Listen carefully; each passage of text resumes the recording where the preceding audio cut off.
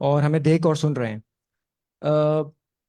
اس کے علاوہ ہم اپنے تمام سوشل میڈیا پیجز پہ بھی اس وقت لائیو ہیں اس منفرد پروگرام کے ساتھ۔ سب سے پہلی گزارش یہ ہے کہ اپنے اپنے موبائل فونز کو یا تو وائبریٹر یا سائلنٹ موڈ پہ کر دیں۔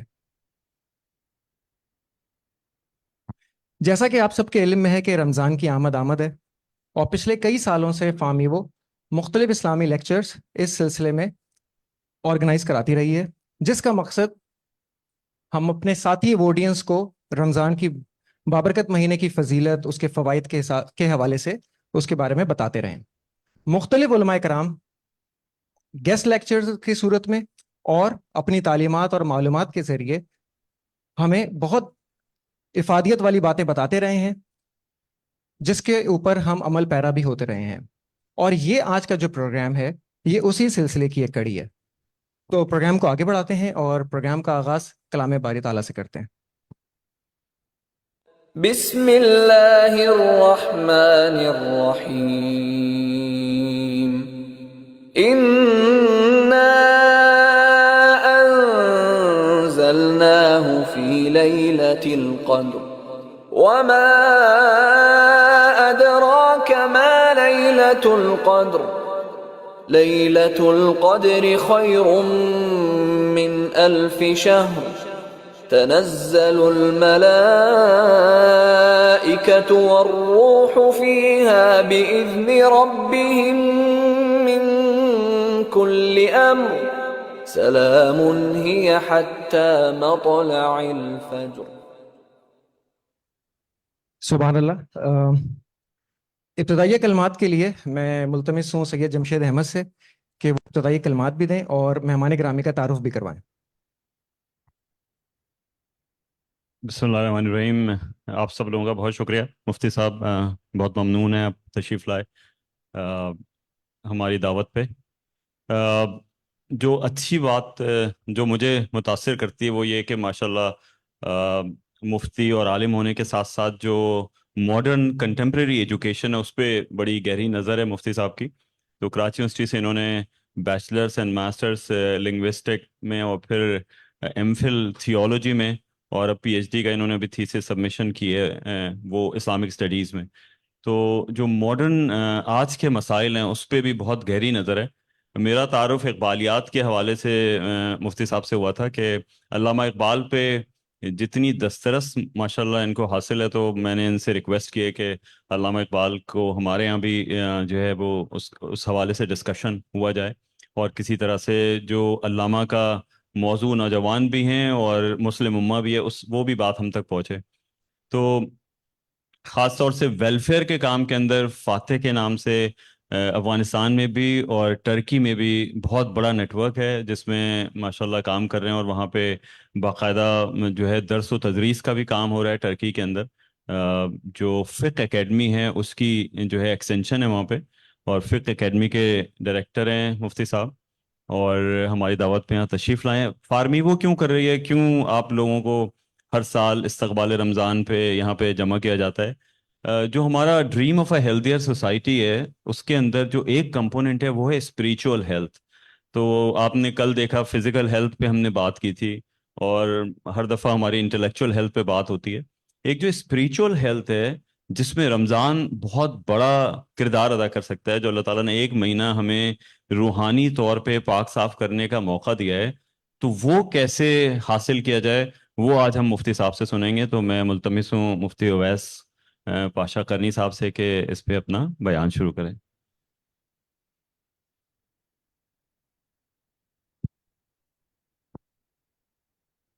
بسم اللہ شار الاحکام ما حمدہ ابدأ فی کلام ثم الصلاة والسلام سرمدا علی نبی قد اتانا بالہدا وعلی آلہ وصحبہ الکرام علی ممر الدہر والعوام، اما بعد فاعوذ باللہ من الشیطان الرجیم، بسم اللہ الرحمن الرحیم۔ شہر رمضان الذی انزل فیہ القرآن ھدی للناس وبینات من الہدی والفرقان فمن شہد منکم الشہر فلیصم ومن کان مریضا او علی سفر فعدۃ من ایام اخر یرید اللہ بکم اليسر ولا یرید بکم العسر ولتکملوا العدۃ ولتکبروا اللہ علی ما ھداکم ولعلکم تشکرون، صدق اللہ العظیم۔ وعن ابي هريره رضي الله عنه قال ان رسول الله صلى الله عليه وسلم قال كم من صائم ليس له من صيامه الا الجوع. وعن ابي هريره رضي الله عنه قال قال من لم يدع قول الزور والعمل به فليس لله حاجة أن يدع طعامه وشرابه. رواه أحمد وبخاري. رب اشرح لي صدري ويسر لي أمري واحلل عقدة من لساني يفقهوا قولي. اللهم أرنا الحق حقا وارزقنا اتباعه وأرنا الباطل باطلا وارزقنا اجتنابه. آمین یا رب العالمین. محترم حضرات، معزز سامعین، آپ کے سامنے میں نے قرآن حکیم کی سورہ بقرہ سے آیت نمبر 185 185 کو تلاوت کرنے کی سعادت حاصل کی ہے۔ نبی اکرم صلی اللہ علیہ وسلم نے جب روزے کی عبادت کو اختیار فرمایا تو اس موقع پر یہ عبادت اس ماحول میں، معاشرے میں جانی جاتی تھی یہود و نصارہ کے حوالے سے۔ اور قرآن حکیم بھی بتاتا ہے کہ یا ایھا الذین آمنوا کتب علیکم الصیام کما کتب علی الذین من قبلکم لعلکم تتقون۔ اے لوگوں جو ایمان لائے ہو، تم پر روزہ رکھنا فرض کر دیا گیا جیسا تم سے پہلے والوں پر فرض کیا گیا تھا تاکہ تم متقی ہو جاؤ۔ آیت کے اس دوسرے حصے پر ہم آگے بات کریں گے، مگر یہاں حوالہ یہ ہے کہ روزے کی عبادت اس معاشرے میں جانی پہچانی تھی، لوگ جانتے تھے اسے، اور نبی اکرم صلی اللہ علیہ وسلم کے مکہ مکرمہ میں قیام کے دوران بھی اس عبادت سے آپ صلی اللہ علیہ وسلم متعاود تھے، اختیار فرماتے تھے، مگر ابھی روزہ فرض نہیں کیا گیا تھا۔ جب مدینہ منورہ تشریف لائے تو یہاں بھی یہود ساتھ رہتے تھے، قریب میں موجود تھے، اور ان کے ہاں روزے کی عبادت رائج تھی۔ آپ صلی اللہ علیہ وسلم نے انہیں دیکھا کہ وہ اہتمام کے ساتھ جو 10 محرم جسے ہم عاشورہ کہتے ہیں، جس کے کئی واقعات تاریخ میں موجود ہیں، تو اس کا روزہ رکھا کرتے تھے۔ تو نبی اکرم صلی اللہ علیہ وسلم نے ان سے پوچھا کہ تم اس دن کا جو اہتمام کرتے ہو، یہودیوں سے پوچھا، اس کا کیا سبب ہے؟ انہوں نے بتایا کہ حضرت موسیٰ علیہ السلام کو اس دن یعنی عاشور والے دن اللہ سبحانہ و تعالیٰ نے فرعون کے چنگل سے آزادی دی، تو اس کے اہتمام میں ہم یہ روزہ رکھتے ہیں۔ تو آپ صلی اللہ علیہ وسلم نے فرمایا کہ ہم تو تم سے زیادہ موسیٰ علیہ السلام کے حقدار ہیں، یعنی صحیح معنی میں تو ہم مانتے ہیں انہیں، تو ہم بھی اس کا روزہ رکھیں گے۔ تو یوم عاشور کا روزہ وہ پہلے تھا۔ پھر اسی طرح سے یہ جو ایام بیز ہیں، ہر مہینے 13 14 اور 15 تاریخ جو آتی ہے قمری مہینوں کی، اور یہ لونر کیلنڈر سے، اس میں آپ دیکھتے ہیں کہ چاند روشن ہوتا ہے، اس لیے ایام بیز کہتے ہیں، یعنی روشن ایام۔ اس کا روزہ رکھنا یہ بھی معمول تھا نبی اکرم صلی اللہ علیہ وسلم کا۔ پھر جب بات آگے بڑھی اور شریعت اسلامیہ، شریعت محمدیہ کی تکمیل ہوئی، اسے مکمل کر دیا گیا، تو اس موقع پر روزے کی عبادت کو رمضان کے خاص مہینے میں فرض قرار دے دیا گیا۔ تو جب فرضیت آ گئی تو پچھلے روزے جو رکھے جاتے تھے ان کو نفل اور سنت اس درجے پر رکھ دیا گیا۔ تو روزہ کیا ہے؟ عربوں کے ہاں یہ لفظ بھی پہچانا ہوا تھا، اور یہود و نصارہ کی وجہ سے یہ عبادت بھی جانی پہچانی تھی۔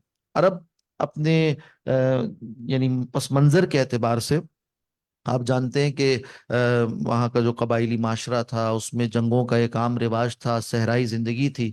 تو وہ کرتے کیا تھے کہ اپنے گھوڑے کو روزہ رکھواتے تھے، اور اس کو یعنی باقاعدہ لفظ سیام سے تعبیر کرتے تھے گھوڑے کا روزہ۔ وہ کیا ہے؟ کہتے تھے کہ بھئی یہ جو گھوڑا ہے نا، یہ اصل میں صحرا کا جانور نہیں ہے، یہ آیا ہے دوسرے علاقوں سے، مگر جنگ کے لیے مفید ہے۔ ہاں، صحرا کا جانور اونٹ ہے، اور اس کے اندر اس کی طبیعت میں یہ بات ہے، سفر بھی کرتا ہے اور ریت کا بھی وہ مقابلہ کر لیتا ہے، جنگ کے موقع پر بھی کام آ جاتا ہے، مگر اتنا پھرتیلا جانور نہیں ہے جتنا کہ گھوڑا ہے۔ تو گھوڑے کو صحرا کے ماحول کا عادی بنانا، اس کا اہتمام کرتے تھے، اسے بھوکا پیاسا رکھتے تھے، اور یہاں تک کہ اسے سخت باد سموم یعنی تند ہوا جو چلا کرتی تھی، سخت ہوا ہے، اس پہ ریت بھی ہے، اس پہ گرمی بھی ہے، اس موقع پہ اس کا منہ اور اس کا رخ اس ہوا کی طرف کر کر کھڑے ہو جاتے تھے، تاکہ ایسا ہو کہ اس گھوڑے کے اندر یہ صلاحیت پیدا ہو جائے کہ یہ جنگ کے موقع پر ساتھ نہ چھوڑے اور مضبوط ہو جائے، ورنہ نازک جانور تھا۔ یہ جو کام تھا نا، اسے کہتے تھے صوم، اور اس کی اصل ہے عربی میں سے کہتے ہیں امساک، یعنی رک جانا۔ کس چیز سے رکنا یا روک دینا؟ کس سے؟ اس کو روکتے تھے کھانے پینے سے، اور سکون اور راحت میں اور سائے میں اور سہولت میں جانے سے۔ مسلمان کے لیے جو روزہ رکھوانے کی حکمت ہے شریعت میں، آپ دیکھیں گے کہ جب اللہ سبحانہ و تعالیٰ نے ایک مہینے کا روزہ فرض کیا تو ساتھ ساتھ یہ بھی بتایا اور کہ اس میں تمہارے لیے کیا حکمت رکھی گئی۔ کتب علیکم الصیام، تم پر روزہ فرض کیا گیا، کما کتب علی الذین من قبلکم، جیسے تم سے پہلے والوں پر فرض کیا گیا تھا، لعلکم تتقون، تاکہ تم متقی ہو جاؤ۔ لفظ امساک کے معنی کیا ہے؟ لفظ صوم کے معنی کیا ہے؟ امساک عن الشیء، کسی شے سے رکنا۔ اور رکنے میں کس چیز سے رکنا؟ شریعت کی اصطلاح میں کہتے ہیں صبح صادق سے لے کر غروب آفتاب تک، یعنی صبح کا جو سحری کا وقت ہے، افطار کے وقت تک کھانے پینے اور خواہش نفس کے پورا کرنے سے انسان رک جائے۔ ان تین چیزوں سے رکنا ارادتاً، اہتمام کے ساتھ، اس کو ہم روزہ کہتے ہیں۔ اس سے کیا ہوگا؟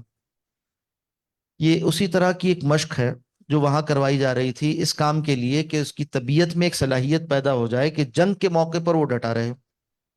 یہاں بندہ مومن کے اندر اس صلاحیت کا نام تقوی ہے، لعلکم تتقون، تاکہ تم متقی ہو جاؤ، تاکہ تمہارے اندر تقوی پیدا ہو جائے۔ اب دوسری جانب دیکھیے تو ہم نے دیکھا صوم کسے کہتے ہیں، تقوی کسے کہتے ہیں۔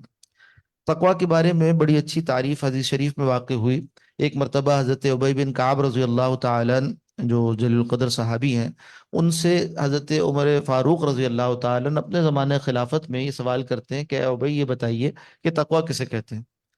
تو انہوں نے اس کی کہ اے امیر المومنین، کبھی آپ کا گزر ایسی پگڈنڈی سے ہوا، یعنی کھیت کھلیان میں سے جو درمیان میں راستہ ہوتا ہے اسے پگڈنڈی کہتے ہیں، باریک سا راستہ ہے، کہ جس کے دونوں جانب جھاڑیاں لگی ہوں، خاردار یعنی نوکیلی، اس میں کانٹے بھی ہیں، اور نیچے راستہ غیر ہموار ہے، کیچڑ بھی ہے، پتھر بھی ہے، اور کچھ نہیں معلوم کہیں سے کوئی سانپ بھی نکل آئے، اور کیڑے مکوڑے بھی ہیں وہاں پر، اور رات بھی اندھیری ہے۔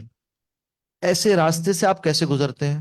تو انہوں نے فرمایا میں اپنے لباس کو سمیٹ لیتا ہوں اور ہر قدم احتیاط کے ساتھ رکھتا ہوں کہ کسی کانٹے میں کپڑے نہ الجھ جائیں، کسی موذی جانور پر پیر نہ رکھ دوں، اور کسی پتھر سے ٹھوکر کھا کر نہ گر جاؤں۔ فرمایا فذالک التقوی، تقوی اسی کا نام ہے۔ یعنی زندگی انسان ایسی گزارے کہ جتنے یہاں گناہ کے، معصیت کے، بدعات کے، خرافات کے، اعتقادی برائی ہو، عملی برائی ہو، اخلاقی برائی ہو، معاشرتی برائی ہو، ان سب سے انسان اپنے آپ کو بچائے۔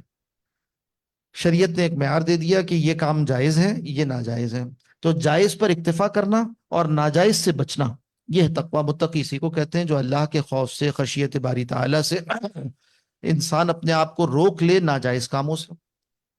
اب یہ ناجائز کام سے رکنا کوئی آسان کام تو نہیں ہے، مشقت ہے اس میں، اس لیے کہ قرآن حکیم بتاتا ہے کہ اللہ سبحانہ و تعالیٰ نے اس دنیا کو بھی اور اس زندگی کو بھی مزین کیا ہے۔ زُیِّنَ لِلنَّاسِ حُبُّ الشہوات، انسان کے اندر خواہش نفس کو مزین کر دیا گیا۔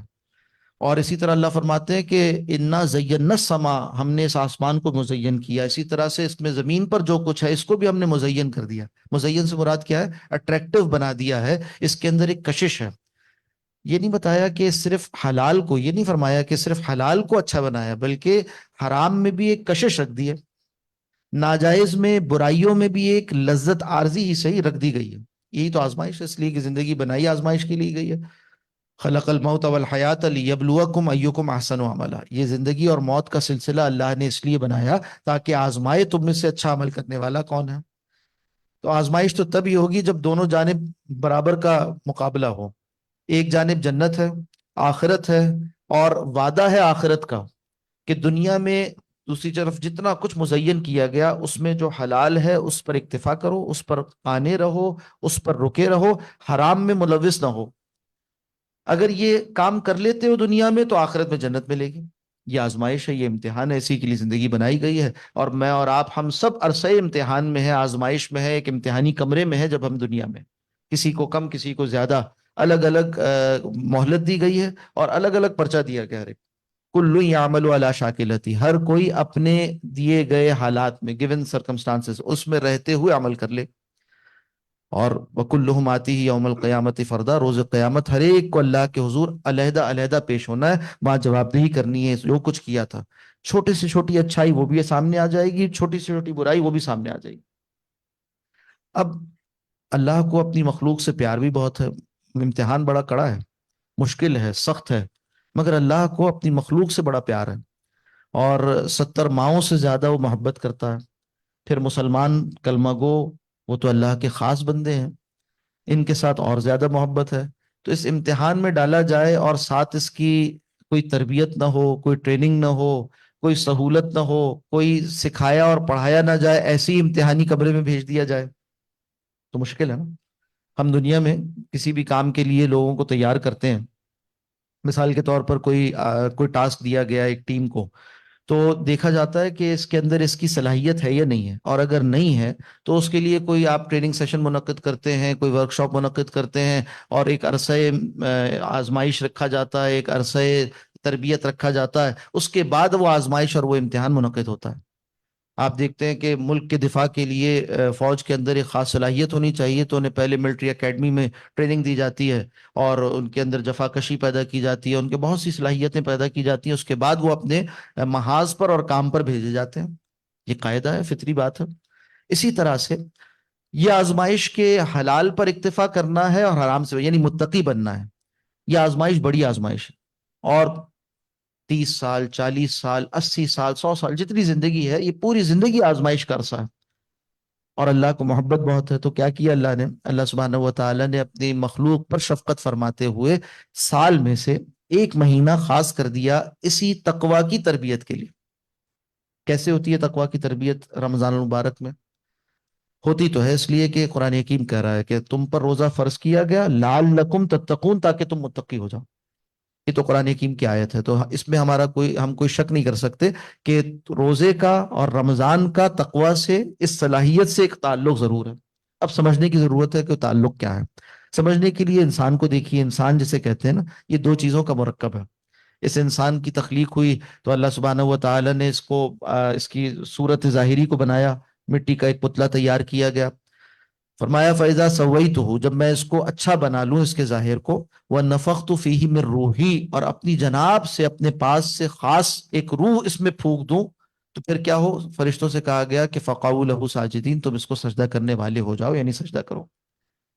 تو انسان کے اجزائے ترکیبی، انسان جس شے کا نام ہے، یہ جو مشین بنائی گئی اللہ کی طرف سے، اس کی مخلوق اور تمام مخلوقات جتنی ہیں اس پہ سب سے اوپر چوٹی کی مخلوق انسان، اس کے اندر یہ دو چیزیں ہیں۔ ایک اس کا جسد خاکی ہے، جس کے بارے میں حدیث شریف میں اور قرآن حکیم میں آتا ہے کہ مٹی سے بنایا گیا، اور ایک اس کا وجود روحانی ہے۔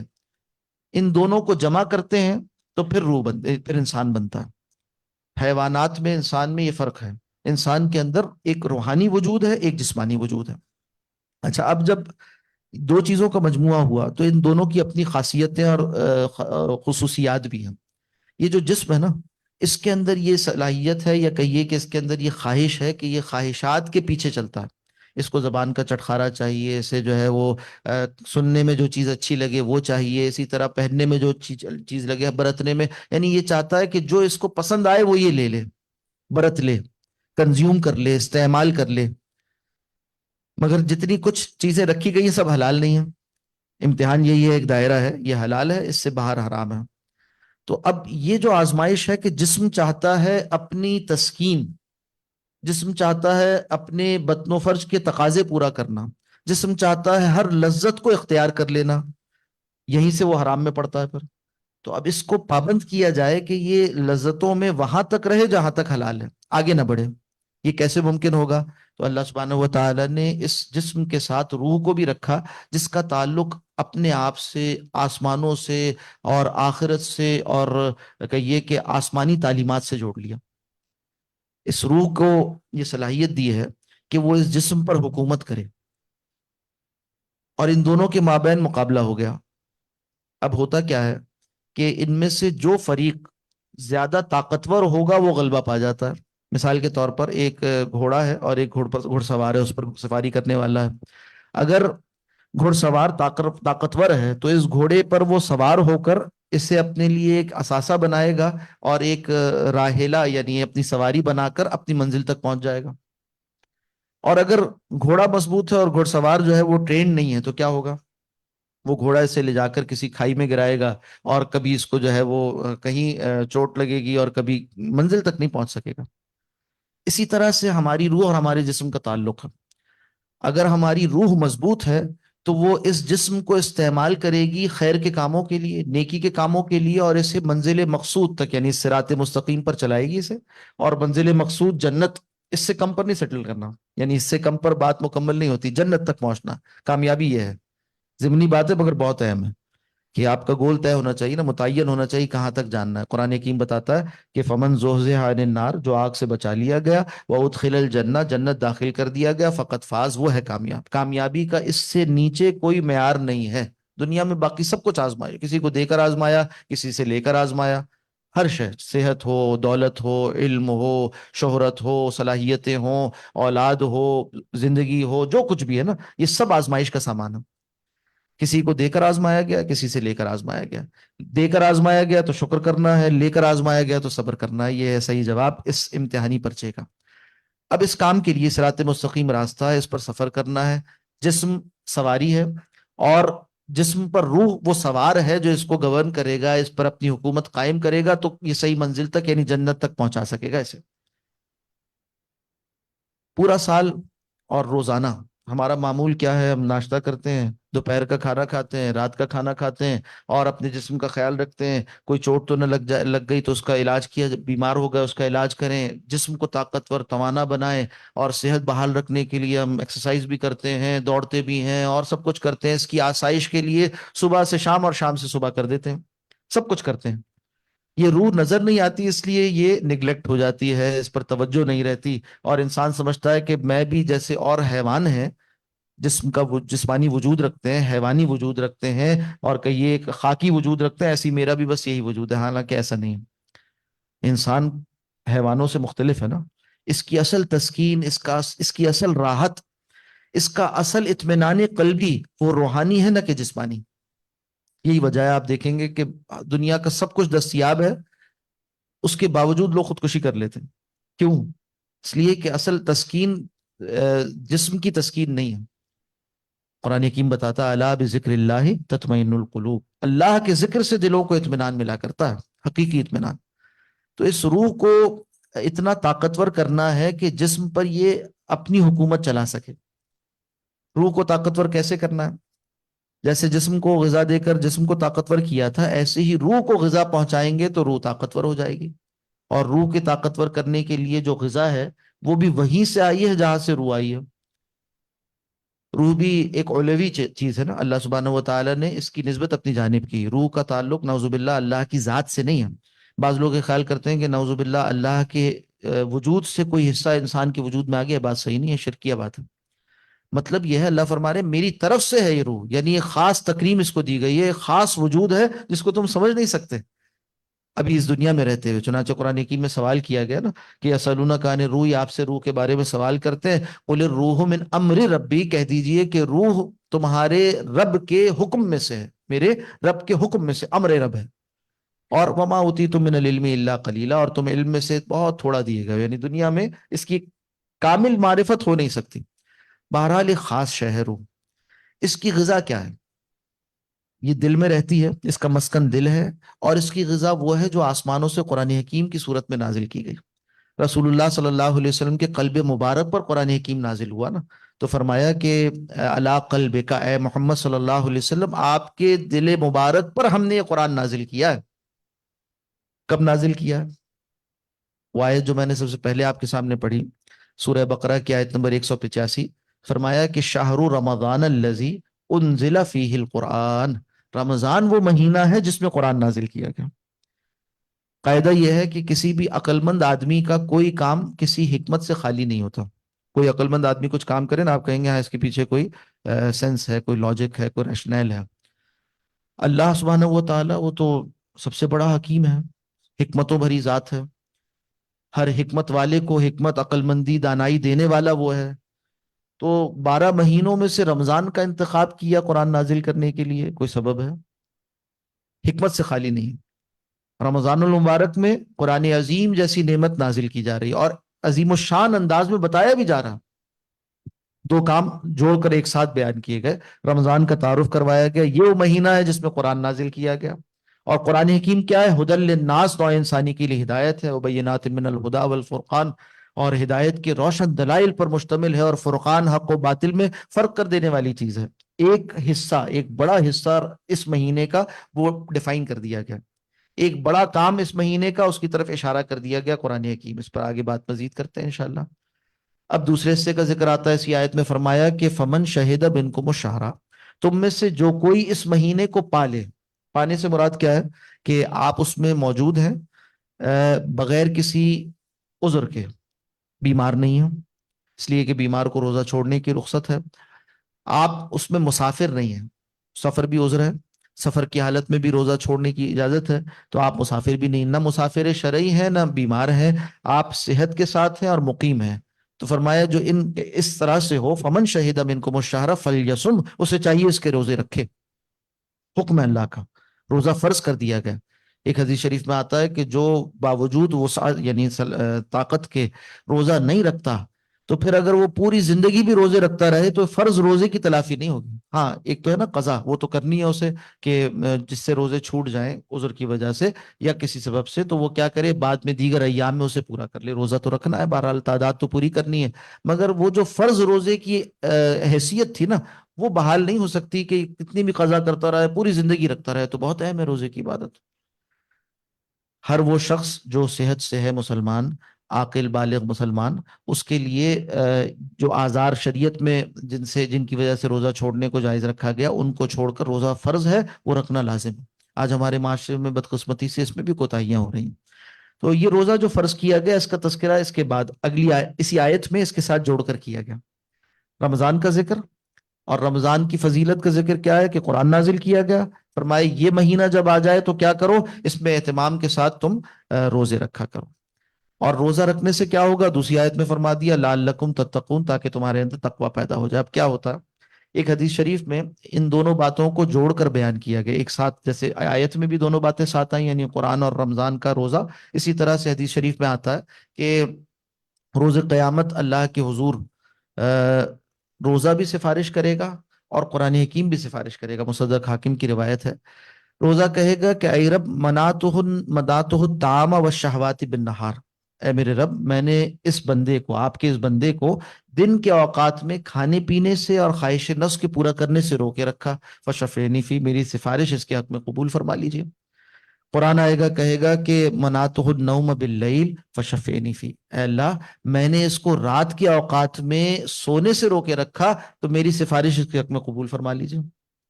رسول اللہ صلی اللہ علیہ وسلم فرماتے ہیں فیشفعان، دونوں کی سفارش قبول کر لی گئی۔ دو چیزیں، دن کا روزہ اور رات کا قیام، جس کو ہم تراویح کی نماز کہتے ہیں نا، تو ایسی بات ہے کہ اس میں اس کی وجہ سے کچھ نہ کچھ نیند میں بھی کمی آتی ہے، اور اسی طرح سے تاخیر بھی ہوتی ہے۔ عشاء مختصر ہے مگر تراویح کی 20 رکعتیں ادا کرنی ہے تو وقت زیادہ لگے گا۔ اور پھر یہ کہ رمضان کی راتوں کو قرآن حکیم سے خاص تعلق ہے، تو رمضان میں آپ قرآن حکیم کی تلاوت کریں گے، تہجد پڑھیں گے، نوافل کا اہتمام کریں گے، اور اسی طرح سے عبادات میں مشغول ہوں گے تو نیند کم ہو جائے گی۔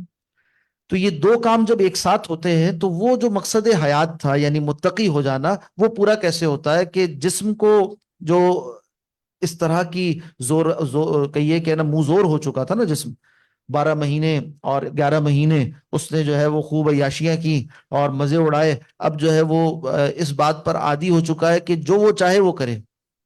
یہ جو منظور کیفیت ہے اس کو قابو کرنا سکھا دیا کہ ایسا کرو کہ صبح صادق سے لے کر غروب آفتاب تک تم ان چیزوں سے بھی رک جاؤ جو حلال کی گئی۔ اور کیوں رک جاؤ، یعنی اس پر غور کریں نا، آج ہم نے ہر شے کو عادت بنا لیا ہے۔ یہ روزہ اور یہ رمضان کوئی عادت اور کوئی رسم نہیں ہے، یہ عبادت ہے۔ اور عادت و عبادت میں فرق کیا ہے، فقہا نے لکھا ہے کہ نیت سے فرق واقع ہوتا ہے۔ نیت کوئی سامنے حصی چیز نہیں ہے، یہ آپ کے اندر پائے جانے والی کیفیت کا نام ہے نا۔ تو روزے میں ہم سحری کر رہے ہیں، کھانا کھا رہے ہیں سحری کا، اور ایک خاص وقت آتا ہے ہم رک جاتے ہیں، کہ کھانا ختم ہو جاتا ہے، یا بعض اوقات بھوک باقی ہوتی ہے پھر بھی رک جاتے ہیں۔ کیوں، کیا سبب ہے؟ اللہ کا حکم، رسول اللہ صلی اللہ علیہ وسلم کا طریقہ۔ اللہ کا حکم یہ ہے کہ جیسی صبح صادق ہو جائے پھر تم نے کھانا نہیں کھانا مزید۔ رسول اللہ صلی اللہ علیہ وسلم کا طریقہ ہے کہ اس موقع پر رک جانا ہے۔ اچھا، پھر دن بھر بھوک بھی لگتی ہے، پیاس بھی لگتی ہے، کھانا موجود بھی ہوتا ہے اور پیاس لگ رہی ہے، پانی بھی موجود ہے، تقاضا بھی ہے، ضرورت بھی ہے، مگر اس کے باوجود روکتے ہیں اپنے آپ کو۔ روکتے ہیں، کیوں روکتے ہیں؟ کوئی دیکھ لے گا، لوگوں کے لیے تو نہیں رکھا روزہ، کوئی نہیں دیکھ رہا، آپ اکیلے ہیں کسی کمرے میں، گھر میں، پھر بھی آپ نہیں پیتے پانی اور پھر بھی کچھ نہیں کھاتے، اس لیے کہ میں روزے سے ہوں، اس لیے کہ میرا روزہ ہے۔ بھئی روزہ کیا ہے؟ یہ اللہ کا حکم ہے، اللہ کا حکم اور رسول اللہ صلی اللہ علیہ وسلم کا طریقہ ہے، اس وجہ سے میں کچھ نہیں کھا رہا، کچھ نہیں پی رہا۔ اچھا، اب جیسے ہی افطار کا وقت ہوا، آپ وہاں دسترخوان پر بیٹھے ہوئے ہیں، وقت داخل ہونے سے یعنی مغرب کے وقت کے داخل ہونے سے پہلے پہلے وہ ساری نعمتیں موجود ہیں، بھوک بھی لگی ہوئی ہے، مگر نہیں کھا رہے۔ کیوں؟ اللہ کا حکم ہے۔ جیسی وقت ہو گیا فوراً کھا لیتے ہیں، تاخیر بھی نہیں کرتے۔ کیوں؟ اس لیے حدیث شریف میں آیا، آپ صلی اللہ علیہ وسلم نے فرمایا امت خیر پر رہے گی جب وہ آخر وقت تک سحری اور اول وقت میں افطار کرتی رہے گی۔ تو جیسی وقت داخل ہوتا ہے فوراً آپ کھجور سے افطار کرتے ہیں، کیوں؟ سنت ہے۔ تو معلوم ہوا کہ یہ تو صبح سے شام تک ایک ہی بات سکھائی جا رہی ہے، وہ ہے اللہ کا حکم ماننا ہے رسول اللہ صلی اللہ علیہ وسلم کے طریقے پر۔ اسی کا نام تقویٰ ہے۔ ایک دن یہ کیا آپ نے، اگلے دن بھی یہی کیا، تیسرے دن بھی، 30 دن یہ کام کرتے رہے، پورا مہینہ یہ کام کرتے رہے، 30 دن بچپن سے کرتے آ رہے ہیں، اور انشاءاللہ آخر عمر تک کرتے رہیں گے۔ اللہ سبحانہ و تعالیٰ صحت کے ساتھ رکھے ہمیں ہمیشہ۔ تو جب تک صحت اور زندگی موجود ہے، یہ عبادت اللہ سبحانہ و تعالیٰ کے حکم سے رسول اللہ صلی اللہ علیہ وسلم کے طریقے کے موافق ایسی انجام دیتے رہیں گے۔ کیوں؟ معلوم ہوا کہ تقویٰ کی تربیت ہو رہی ہے، جسم کے تقاضے کو دبایا جا رہا ہے، روح کے تقاضے کو ابھارا جا رہا ہے، سامنے لایا جا رہا ہے۔ روح توانا ہوتی ہے، اس کو خوشی ملتی ہے، اس کو مسرت ملتی ہے، اس کی اطمینان کا سامان ہوتا ہے جب اللہ کا حکم مانا جائے۔ اچھا، یہ ایک ڈوز پوری ہو گئی۔ ایک اور ڈوز اسے دی جاتی ہے تقویٰ کی، وہ یہ ہے کہ اب جذبہ تو پیدا ہو گیا، کرنا کیا ہے؟ اب رات کو عشاء کے بعد نماز عشاء سے متصل نماز تراویح میں کھڑے ہوتے ہیں اور قرآن حکیم سنتے ہیں۔ اللہ ہم سب کو توفیق دے، معنی و مفاہیم بھی سیکھیں تاکہ اس کی حقیقی افادیت جو قرآن حکیم کہہ رہا ہے نا کہ تمہارے اندر یہ کتاب ہدایت ہے، ہدی للناس ہے، یہ وہ کیفیت بھی پیدا ہو جائے نا۔ تراویح میں سن رہے ہیں تو سال بھر ہمارا ایک یہ ریفریشر کورس ہو، سال بھر میں ایک مرتبہ تو کم از کم قرآن حکیم کے معنی و مفاہیم سے گزر جائیں، تاکہ یہ معلوم ہو جائے کہ میرا رب کیا چاہتا ہے مجھ سے۔ ان الفاظ میں بھی تاثیر ہے اور اس کے اندر معنی بھی ہے جو ہمیں ہدایت یافتہ بناتے ہیں۔ وہ جو جذبہ پیدا ہوا تھا نا صبح سے روزہ رکھنے کے نتیجے میں کہ اللہ کے حکم پر چلنا ہے اور رسول اللہ صلی اللہ علیہ وسلم کے طریقے پر چلنا ہے، اب وہ طریقہ ہے کیا؟ یہ قرآن حکیم سے سن لیجئے۔ سمجھ میں نہیں آتا تب بھی ایک تاثیر ہے، وہ روح کی تقویت کا سامان ہے۔ جیسے موبائل چارج کیا جاتا نا تو آپ دیکھتے ہیں کہ وہ ایک وائرلیس چارجر ہوتا ہے، اس سے بھی چارج ہو جاتا ہے۔ اسی طرح سے قرآن حکیم کے الفاظ سننے سے ہماری ایمان کی بیٹری چارج ہوتی ہے، یہ بھی بہت بڑی افادیت ہے اس کی۔ مگر اگر یہ سمجھ میں آنے لگ جائے، موبائل کو صرف چارج کرنا مقصود نہیں نا، استعمال بھی کرتے ہیں، اس سے آپ مفید کام کرتے ہیں، تو اب یہ چارجنگ کام میں تب آئے گی جب آپ کو معلوم ہوگا کہ قرآن حکیم میں کیا لکھا ہوا ہے۔ وہ متقی آدمی کرنا کیا ہے اسے، ورنہ بدقسمتی سے ہمارے معاشرے میں یہ بھی ہو رہا ہے کہ جذبہ تو بہت ہے نیکی کا، مگر پھر طریقے معلوم نہیں، کرنا کیا ہے، علم نہیں ہے شریعت کا، احکام نہیں سیکھے، اور سنتوں کو چھوڑ کر بدعتوں میں اور اسی طرح سے دین کے نام پر بے دینی کو اختیار کرنے والے ہو جاتے ہیں۔ وہاں قرآن حکیم سکھا رہا ہے، بتا رہا ہے کیا کرنا ہے۔ ایک جامع پروگرام، صبح سے لے کر رات تک، رات سے لے کے صبح تک، ایک جامع نظام، ہر سال ایک مرتبہ ریفریشر کورس، تاکہ ہم متقی بن جائیں۔ اللہ ہم سب کو اس بات کی توفیق عطا فرمائے۔ یہ ہے وہ خاکہ۔ بہت ساری آیات ہیں، بہت ساری روایات ہیں، وہ سنائی جا سکتی تھی، وہ آپ حضرات سنتے بھی رہتے ہیں، اور انشاءاللہ بھی رمضان المبارک سے متصل جمعوں میں بھی بیان ہوگا، اور اس کے علاوہ جو مسجدوں میں بیان ہو رہے ہیں نمازوں کے ساتھ ہوں گے، وہ بھی آپ سنتے رہیں گے انشاءاللہ۔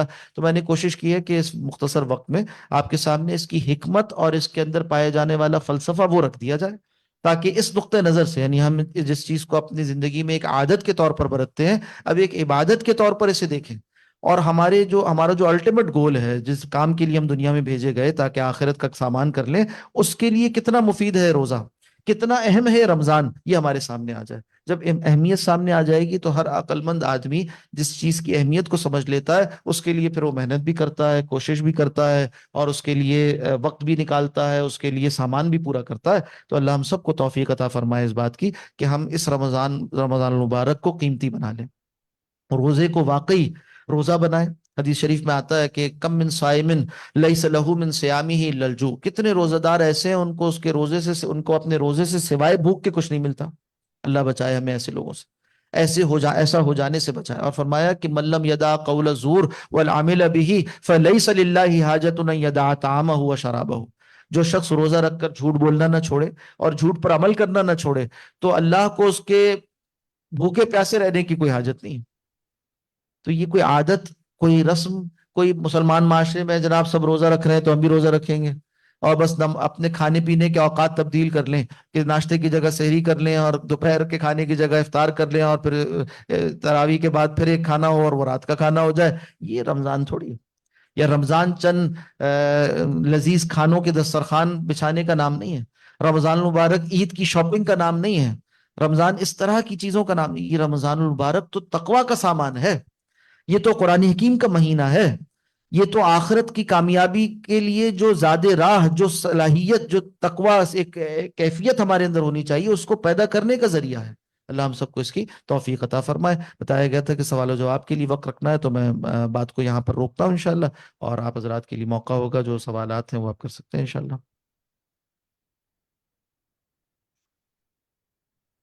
جزاک اللہ مفتی صاحب. سوالوں کا سلسلہ ہم شروع کرتے ہیں، اور کچھ سوالات ہمیں شاید فیکٹری سے بھی اگر آئے ہوں گے تو وہ بھی ہم لیں گے. حاضرین میں سے کوئی سوال مولانا صاحب کے، مفتی صاحب کے حوالے سے؟ السلام علیکم مفتی صاحب. ایک سوال تھا آپ کی بات سے کہ ہم یہ پریکٹس کرتے ہیں تقوی کی رمضان کے مہینوں میں، لیکن پھر ویری نیکسٹ ڈے، عید کے دن سے ہی یا ویری نیکسٹ آور ہم سارے پھر ویسے ہی ہو جاتے ہیں. اس کی کیا وجہ نظر آتی ہے معاشرے میں؟ یہی کہ ہم نے اس کو ایک عادت بنا لیا ہے، عبادت نہیں بنایا. تو صحیح ہے کہ یعنی کسی بھی ٹریننگ کورس کے نتیجے میں اگر کچھ لوگ اس سے وہ افادیت نہ حاصل کریں جو اس کے پیش نظر تھی منعقد کرنے والوں کے، تو وہ کورس غلط نہیں ہو جاتا. معلوم یہ ہوا کہ ہمارے معاشرے میں بھی چونکہ اس کو ایک رسم بنا لیا گیا ہے صرف عبادت کے بجائے، اس لیے ہم اس سے وہ فائدہ نہیں اٹھا پاتے جو اٹھانا چاہیے. جیسے ہی ہمارا نقطہ نظر تبدیل ہوگا تو انشاءاللہ یہ ہم سب کے لیے مفید ہو جائے گا، اور آج بھی الحمدللہ بہت سوں کے لیے مفید ہوتا ہے اور بہت سے لوگ اس سے فائدہ اٹھاتے ہیں. مگر یہ نقطہ نظر درست ہو جائے تو انشاءاللہ ہم سب کے لیے وہ فائدہ مند ہو جائے گا. تو اس کو نیت عبادت کی اور ان پہلوؤں کو پیش نظر رکھتے ہوئے جتنا ہم اہتمام کریں گے اتنا فائدہ مند ہوگا انشاءاللہ. حاضرین میں سے اور کوئی سوال پوچھنا چاہے؟ یہ سوال جو ابھی ہوا ہے اس حوالے سے کہ رمضان کے اندر الحمدللہ سب کے ایک جو ہے وہ شیڈیول بھی بن جاتا ہے، لوگ انٹرسٹ بھی ہوتا ہے عبادات کے اندر، جاگنے کے لیے بھی رات میں تیار ہوتے ہیں، لیکن رمضان کے بعد اس کو کس طرح سے کنٹینیو کریں؟ کیونکہ رائٹ آفٹر رمضان ایک بہت میجر چینج جو ہے وہ جس طرح رمضان کے شروع ہونے پہ چینج آتا ہے ویسے ہی ختم ہونے کے اوپر بھی چینج آتا ہے. فجر کے اندر اگلے دن ہی اگر دیکھیں تو وہ 2 صفوں کے اوپر وہ جو 30-40 صفوں کے اوپر لوگ تھے وہ 2 صفوں 3 صفوں کے اوپر آ گئے. اس کو کس طرح سے کنٹینیو کیا جائے؟ قرآن کی تلاوت ہے خاص طور پہ، جی جی نماز ہے. دیکھیں، اس کے لیے ابھی سے یعنی یہ ارادہ ہمارا ہو کہ ہم اس رمضان المبارک میں کم از کم یعنی ایک ٹارگٹ بنا لیں کہ کوئی ایک چیز جو اس رمضان میں ہم شروع کریں گے اور اہتمام سے کریں گے اور رمضان کے بعد بھی کرتے رہیں گے. تو ایک ایک چیز سے اگر ہم اس طرح اہداف متعین کریں تو انشاءاللہ آسان ہو جائے گا. اگر ہم نے یہ سوچا کہ جو کچھ رمضان میں کر رہے تھے وہ سب کچھ جاری رہے گا، ذرا مشکل بات ہے. اور پھر اس طرح رمضان المبارک گزرتے رہیں گے اور وہ جو تھوڑا تھوڑا آگے بڑھنا ہے وہ بھی نہیں ہو سکے گا. تو اگر ہم یہ طے کر لیں کہ رمضان المبارک میں الحمدللہ ہم روزانہ 1 پارہ یا 3 پارہ پڑھ رہے تھے قرآن حکیم کا، تو اب ہم کم از کم پاؤ پارہ تو روٹین میں رکھیں گے. کچھ بھی ہر کوئی اگر کوئی روزانہ الحمدللہ ویسے بھی غیر رمضان میں 1 پارہ تلاوت کرتا ہے تو اسے چاہیے کہ وہ رمضان میں اور بڑھا دے، اور رمضان کے بعد کے لیے ایک منیمم تو طے کر لیں ہر چیز میں. صدقہ خیرات ہو، یہ اسی طرح سے روزہ ہو، روزے کو بھی یعنی پیر اور جمعرات کا روزہ رمضان کے بعد بھی ہم رکھ سکتے ہیں، ایام 20 کے روزے ہم کنٹینیو رکھ سکتے ہیں. اسی طرح سے تلاوت ہے، پھر اسی طرح نمازوں کے بعد ذکر اذکار ہیں، اسی طرح سے سنتوں کا نوافل کا مزید اہتمام ہے. تو کوئی چیز طے کر لیں اور ہر رمضان المبارک ایک ایک چیز بڑھاتے رہیں. تو یہ جو ٹارگٹ ابھی سے ہم بنائیں گے، عزم کریں گے، انشاءاللہ یہ اس سال حاصل ہو جائے گا. اور اگر پچھلے سال سے یہ سال میرا بہتر ہو گیا، پچھلے رمضان سے یہ رمضان بہتر ہو گیا، اس سے اگلے سال اس سے بہتر ہو گیا، تو ہم صحیح چل رہے ہیں انشاءاللہ.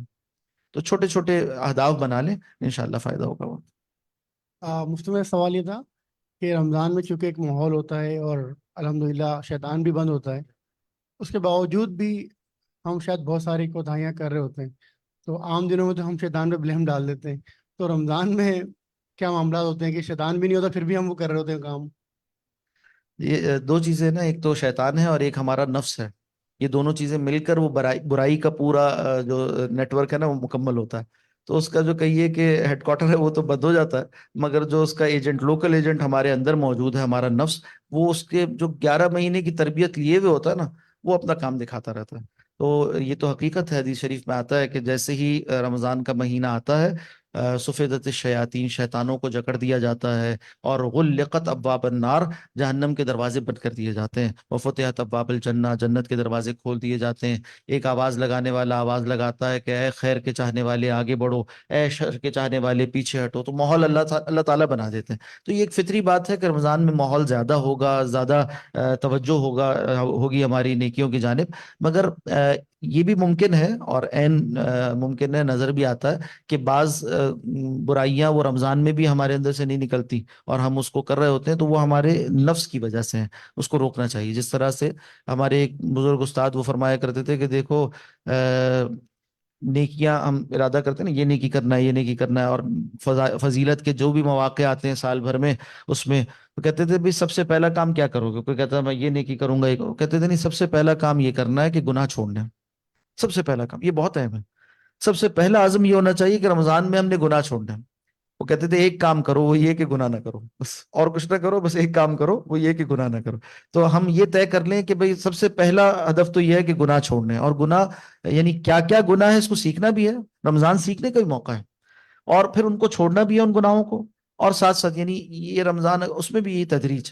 اگر اس رمضان المبارک میں ہم نے ان 5 گناہوں میں سے جو پچھلے رمضان میں ہم سے ہو جاتے تھے 2 گناہ چھوڑ دیے، تب بھی ہم پیش رفت کر رہے ہیں، الحمدللہ، بہت اچھی بات ہے. تو چھوٹے سے چھوٹے گناہ کو حقیر نہ جانے، اس کو چھوڑنا ضروری ہے، اور چھوٹی سے چھوٹی نیکی کو حقیر نہ جانے، اسے کرنا ضروری ہے. تو چھوٹے چھوٹے آداب بنا کے چلیں. یہ چیزیں تو چھوڑ دوں گا اس رمضان انشاءاللہ، بس یہ کام تو نہیں ہوگا اس رمضان، اور یہ کام تو ہوں گے بس انشاءاللہ. تو اس طرح اہداف بنا لیں تو وہ انشاءاللہ ہمارے لیے پیش قدمی کا. حدیث شریف میں آیا نا کہ ہلاک ہو گیا، یعنی برباد ہوا وہ آدمی جس کے 2 دن برابر ہو گئے. تو کامیاب کون ہے کہ جس کا ہر آنے والا دن پچھلے والے دن سے بہتر ہو. تو یہ رمضان کے لیے بھی اسی طرح سے ہر آنے والا سال بہتر ہو، ہر آنے والا رمضان بہتر ہو. تدریج کے ساتھ آگے بڑھیں. یہ جو تھوڑا تھوڑا آگے بڑھنا ہے، یہ انسانی نفسیات اور انسانی فطرت کے ساتھ بہت مطابقت رکھتا ہے.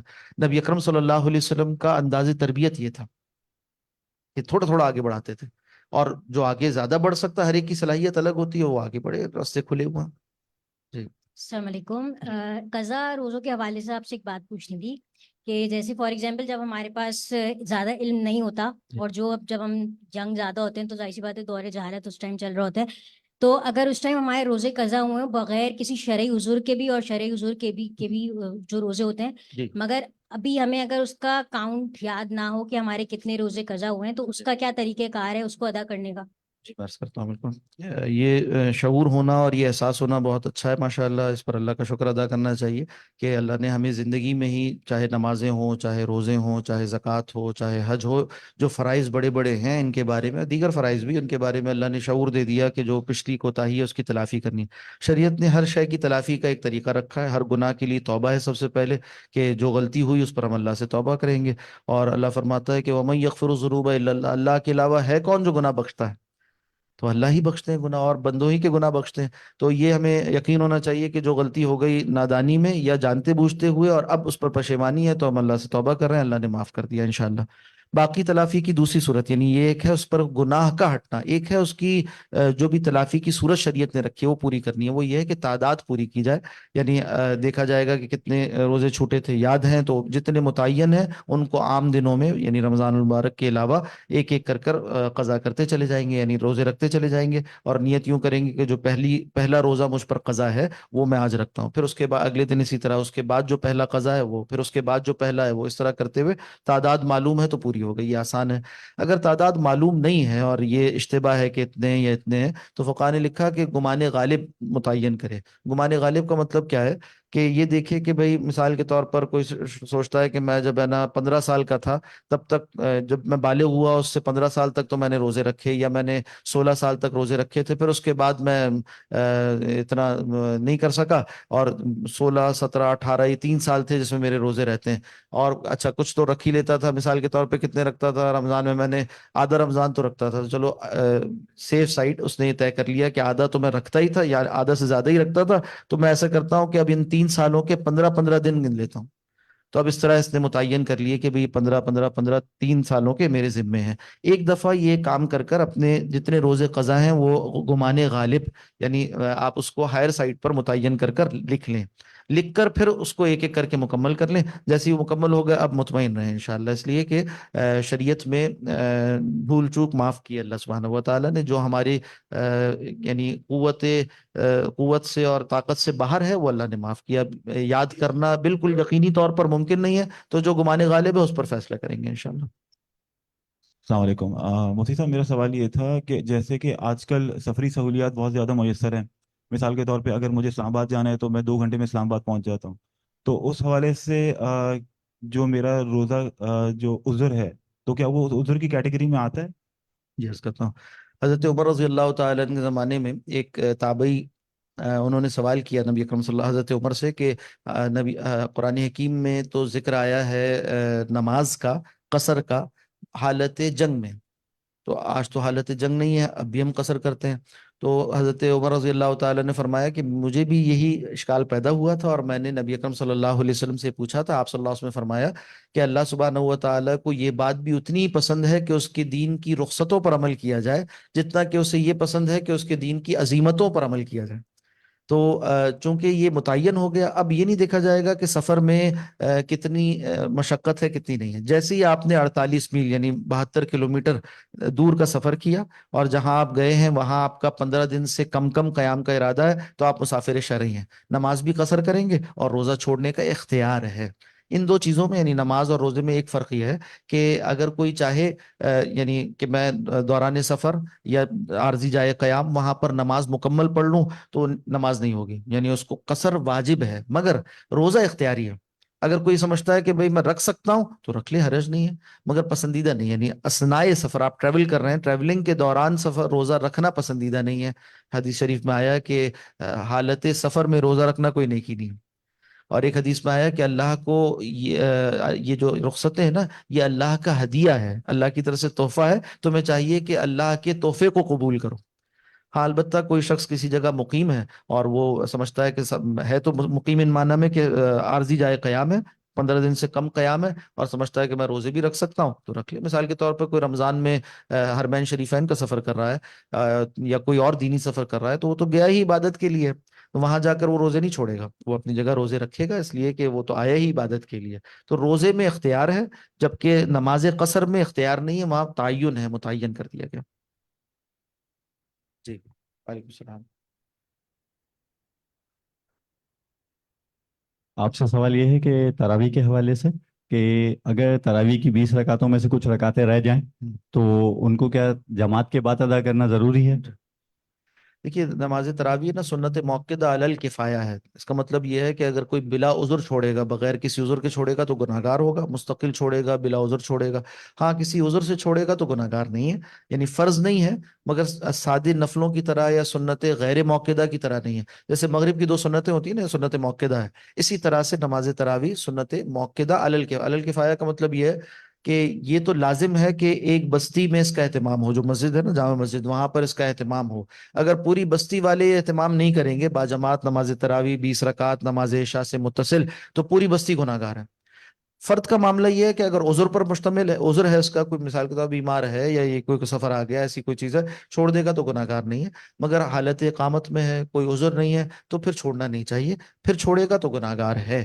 اس لیے چاہیے کہ اگر کسی کی یعنی تاخیر ہو گئی اور کچھ رکعتیں رہتی ہیں تو وہ وطر تو ادا کر لے تراویح کے ساتھ اور باجماعت، اس لیے کہ سال میں یہی وہ دن ہے جس میں وطر کو باجماعت مشروع کیا گیا، شریعت کا حصہ بنایا گیا.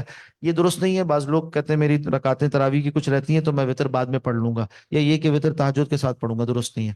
درست یہ ہے کہ تراویح جتنی مل گئی اس کے بعد وطر کی نماز پڑھ لیں، پھر اس کے بعد وہ جتنے نوافل رہتے ہیں یعنی جتنی رکعتیں رہتی ہیں اس جس طرح نفل پڑھتے ہیں اس طرح سے تراویح کی وہ رکعتیں پوری کر لیں وطر کے بعد. نہیں پہلے جماعت سے پڑھ سکتے ہیں، البتہ پہلے عشاء پڑھنی ہوگی. یعنی یہ ترتیب لازم ہے کہ پہلے نماز عشاء ادا کی جائے گی. اگر عشاء سے پہلے کسی نے وطر پڑھ لی، معذرت تراویح پڑھ لی تو تراویح نہیں ہوگی. تراویح کے لیے ضروری ہے کہ آپ یا تو جماعت سے پڑھ چکے ہیں یا بغیر جماعت، جماعت چھوٹ گئی تو پہلے مسجد میں آ کر آپ نماز عشاء ادا کریں، پھر اس کے بعد تراویح کی جماعت میں شامل ہوں۔ ہاں اب آپ چاہیں کہ وطر با جماعت پڑھیں، کوئی حرج نہیں، پڑھ سکتے ہیں۔ السلام علیکم، میرا سوال جو ہے وہ پچھلے سوال سے کنٹینیو ہے۔ جی اس میں آپ نے بتایا کہ 15 دن کا اگر ہمارا کہیں قیام ہے تو اس وقت تک ہم لوگ جو ہے وہ قصر نماز یا پھر روزہ چھوڑ سکتے ہیں، لیکن اگر ہمارا قیام جو ہے ہمیں معلوم ہے کہ ہمیں 20 دن سے اوپر وہاں پہ رہنا ہے، ہم۔ اور تو ہم لوگ ہمارا جو روزہ ہوگا اور جو ہمارا قصر نماز جو ہماری ہوگی تو وہ ہم پہلے دن سے قصر نماز کریں گے یا پھر 15 دن پورے ہونے کے بعد پھر ہم لوگ قصر نماز کو ڈسکنٹینیو کر سکتے ہیں؟ میں عرض کرتا ہوں، ایسا ہے کہ کوئی شخص مسافر شرعی ہے یا نہیں، اس کا تعین اس بات سے ہوگا کہ ایک تو آپ جہاں جا رہے ہیں وہ سفر آپ کا 48 میل دور ہے، ایک شرط یہ ہے۔ دوسرا یہ کہ جب آپ جہاں جا رہے ہیں اس دوران تو قصر بھی ہے اور روزے کا اختیار بھی ہے اثناء سفر۔ پھر جب آپ پہنچ گئے، اب یہ دیکھا جائے گا کہ آپ کا وہاں قیام ایک ہی بستی میں کتنے دن کا ہے۔ اگر تو وہ نصف شہر یعنی 15 دن سے زیادہ ہے تو پہلے دن سے آپ مقیم ہیں، نہ قصر کا اختیار ہے نہ روزہ چھوڑنے کا اختیار ہے، پہلے دن سے مقیم ہے، مکمل نماز پڑھیں گے۔ اور اگر آپ کا 15 دن سے کم ارادہ ہے رہنے کا پہلی نیت میں، تو آپ پھر یہ اختیار رکھتے ہیں کہ آپ نماز کو قصر کریں، یعنی واجب ہے قصر کرنا، اور یہ اختیار رکھتے ہیں کہ آپ روزہ چھوڑ کر بعد میں پورا کر لیں۔ اب یہ ضروری نہیں ہے کہ وہ آپ کا جو قیام تھا نا وہ آپ پہلی نیت جو تھی وہ برقرار رہے، ہو سکتا ہے 10 دن بعد آپ کا یہ ارادہ ہو جائے کہ میں اور 10 دن بڑھاتا ہوں، تو کوئی حرج نہیں، ابھی بھی آپ کو اختیار حاصل ہے۔ اس طرح کرتے کرتے سال بھی اگر گزر جائے، صحابہ اکرام کی ایسی مثالیں بھی موجود ہیں، تو یہ مسافر شرعی رہے گا۔ ہاں جس دن آپ نے یہ نیت کر لی کہ میرا آج سے قیام 15 دن سے زیادہ ہے، اس دن آپ مقیم ہو جائیں گے، تو پہلی نیت کا اعتبار ہے۔ جی جی وہی بات ہے کہ جس طرح سے روزہ اس میں اختیار سے دیا گیا، اسی طرح سے بقیہ نوافل میں بھی اختیار ہے، اس کو سنتوں میں بھی اختیار ہے، پڑھ لے تو افضل ہے عارضی قیام میں، اور اثناء سفر چھوڑ دے تو کوئی حرج نہیں۔ جی جی ہم۔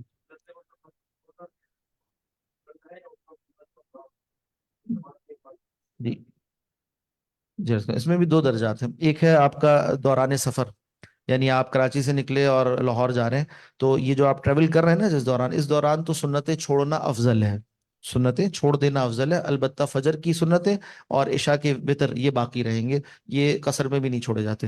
اچھا، اس کے بعد جب آپ پہنچ گئے تو اب آپ کا پڑھ لینا افضل ہے، اگر اختیار سہولت اور آسائش ہے، کوئی مشقت نہیں آ رہی، تو آپ کو سنتیں پڑھ لینا افضل ہے۔ دو چیزیں ہوئی، ایک ہے اثناء سفر، ایک عارضی قیام۔ اثناء سفر میں چھوڑنا افضل اور عارضی قیام میں پڑھنا افضل ہے، باقی اختیار ہے چھوڑنے کا۔ ہاں جی ہاں، گناہ نہیں ہے، یعنی دوران سفر عارضی قیام میں بھی چھوڑ دینے پہ گناہ نہیں ہے۔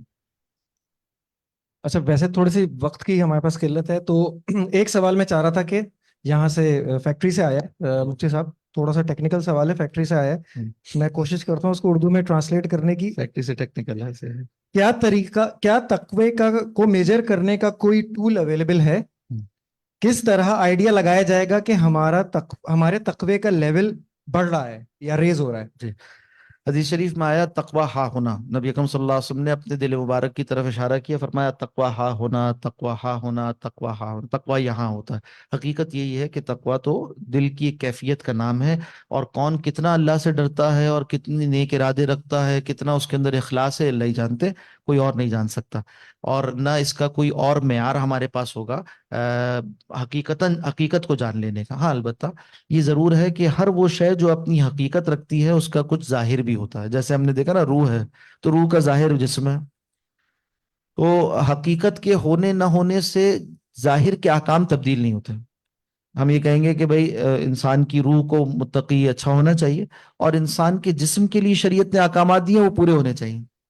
اسی طرح سے کوئی یہ کہے کہ میرے دل میں تقوی ہے مگر میرا ظاہر جو ہے نا وہ شریعت کے مطابق نہیں ہے، تو کوئی بات نہیں، یہ بات صحیح نہیں ہوگی۔ کیوں کہ شریعت نے ظاہر کے بھی احکامات کو متعین کر دیا، ظاہر کے احکامات کو سنت کے موافق ہونا چاہیے۔ تو یہ آج کل جو عام طور پہ بات ہوتی ہے نا وہ یہ ہوتی ہے کہ بھئی تقوی تو دل میں ہے، تو اب ظاہر میں ہم جو کچھ بھی کریں، یہ ایسا صحیح نہیں ہے۔ شریعت کے موافق باطن کو بھی ہونا چاہیے اور ظاہر کو بھی ہونا چاہیے۔ باطن کو کیسا ہونا چاہیے یہ بھی شریعت نے بیان کیا، مگر دنیا میں جانچا نہیں جا سکتا، یہ آخرت میں کھلے گا۔